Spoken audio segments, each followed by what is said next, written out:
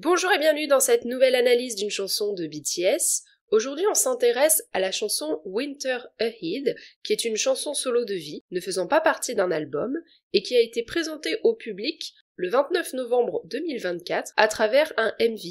Cette chanson est en collaboration avec le chanteur sud-coréen Park Hyo-shin. Lui et V ont d'ailleurs été crédités en tant que paroliers de la chanson. Celle-ci est interprétée en anglais. Elle commence de la façon suivante. Reste avec moi, près du feu, nous pouvons être à l'abri des tempêtes en altitude. Il y a un hiver à venir, s'il fait froid et humide, nous sommes toujours au chaud ici, côte à côte. Le premier passage reprend plusieurs éléments liés à l'hiver. D'abord, il y a la mention du feu et d'une tempête en altitude, ce qui permet d'insinuer l'idée de la montagne, un lieu de vacances pendant l'hiver. On a également la mention du froid et de l'humidité, mais surtout de l'hiver lui-même, qui est mentionné tel quel. Il n'est pas juste mentionné d'ailleurs, il est également présenté comme une saison hostile, notamment avec ce froid et cette humidité, ainsi que la tempête, qui sont des conditions difficiles, et ça permet de faire une métaphore pour parler des difficultés de la vie que les deux individus peuvent affronter en étant ensemble. Ainsi, ce premier passage nous dresse une description d'un environnement intérieur et sécurisant, où les deux individus sont à l'abri, en opposition à un environnement hostile et extérieur. Cette opposition est d'ailleurs marquée par la dernière phrase du passage « Nous sommes toujours au chaud ici, côte à côte ». La chanson continue avec un deuxième couplet. Quoi qu'il arrive, changement de cœur, qui peut dire ? Si tu regardes dans mes yeux, pour la lune et les étoiles, en entendant gratter les guitares, eh bien j'avoue que ça serait bien. Ce deuxième couplet commence avec une notion d'incertitude. Quoi qu'il arrive, changement de cœur, qui peut dire ? L'individu ne semble pas certain que l'autre éprouve les mêmes sentiments que lui, mais espère que cela adviendra. On voit dans la suite du passage qu'il exprime clairement son envie que son amour soit réciproque, à travers la métaphore de la lune et des étoiles, contenue dans ses yeux pour l'autre. Avec la dernière phrase du passage, il dévoile un peu plus ses sentiments, notamment en utilisant le verbe avouer dans la phrase « Eh bien j'avoue que ça serait bien ». La chanson continue avec un troisième passage. Je serai avec toi jusqu'à ce que le printemps passe et que l'été commence à brûler. Je serai avec toi quand le vent d'automne reviendra. Ne veux-tu pas dire que tu resteras ? Dans ce troisième couplet, on a la métaphore du passage des saisons. Dans le premier couplet, c'était l'hiver qui était mentionné. Ici, il s'agit du printemps, de l'été et de l'automne. L'évocation de ces différentes saisons permet de parler du temps qui passe et la volonté pour l'individu de rester aux côtés de la personne aimée. D'ailleurs, cela fait écho à la première phrase du couplet « Je serai avec toi ».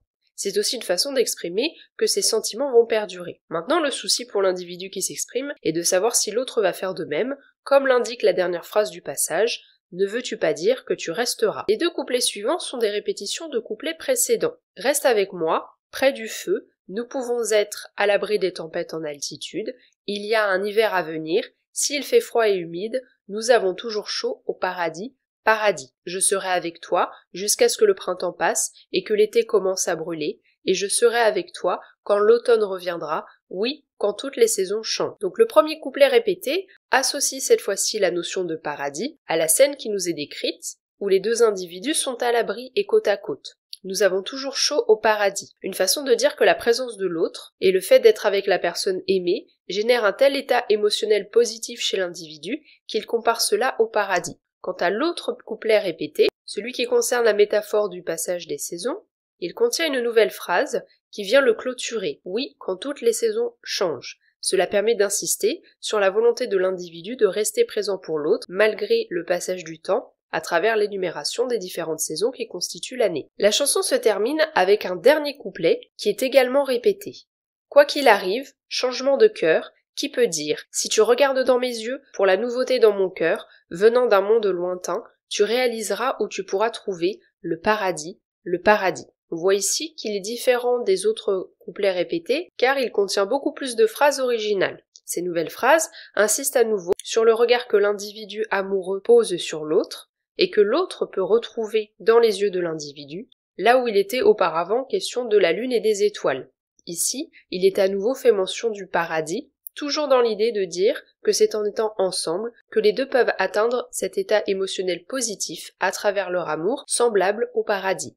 En conclusion, Winter Ahead est une chanson d'amour qui dépeint une scène douce et sécurisante, chargée d'amour, au cœur de l'hiver et donc au cœur d'une saison difficile à vivre de par ses conditions météorologiques d'abord, mais surtout par son symbolisme, puisque comme on l'a vu dans le texte, la difficulté de cette saison peut symboliser les difficultés de la vie. À travers la douceur de la scène qui est dépeinte ici, c'est la douceur des sentiments qui est véhiculée, et qui nous permet de comprendre un peu plus l'amour éprouvé. Ainsi, cet amour apparaît comme un refuge face aux difficultés, d'où la comparaison avec le paradis. Je voudrais également dire quelques mots à propos du MV de la chanson, celui qui est sorti le 29 novembre 2024 et où V apparaît seul, puisqu'il en a sorti également un deuxième où apparaît Park Hyo-shin. Dans le MV où V est seul, on peut voir deux références à deux œuvres littéraires. La première est celle de l'ouvrage Les Métamorphoses de l'auteur latin Ovide. Dans son ouvrage, Ovide raconte un mythe grec, celui de Pygmalion et Galatée. Pygmalion était un sculpteur qui avait façonné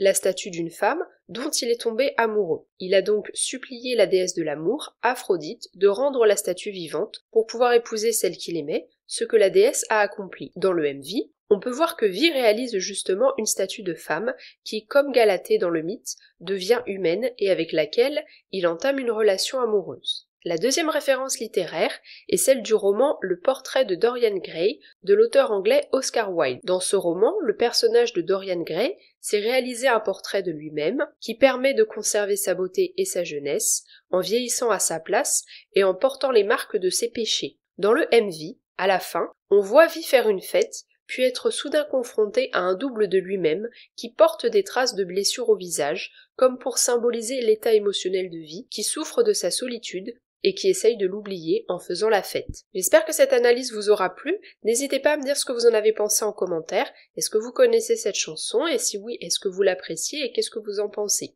N'hésitez pas à laisser un pouce bleu si vous avez aimé et à vous abonner au podcast si ce n'est pas encore le cas. Vous pouvez aussi le partager aux personnes autour de vous qui s'intéressent à BTS et à la K-pop. On se retrouve lundi prochain à 18h pour une nouvelle analyse.